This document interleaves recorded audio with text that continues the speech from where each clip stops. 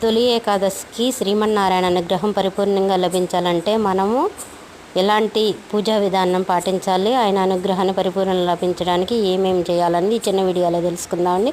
Video కనుక నచ్చితే like చేయండి, లాస్ట్ వరకు చూడండి.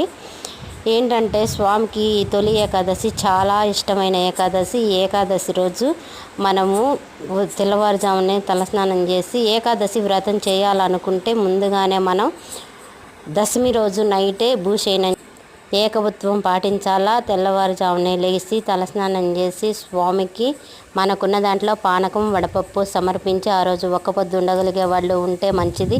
ఆయనకి ఇష్టమైన పీతాంబరం ధరించి మనకి నుదుట నామాలు ధరించి పానకం వడపప్పు స్వామివారికి సమర్పించి ఆయన అవకాశం ఉన్నప్పుడు ఆయన దర్శించుకుంటే మంచిది. 24 ఏకాదశులు చేయలేపని ఈ ఒక్క ఏకాదశి నియమం పాటించి చేస్తే చాలా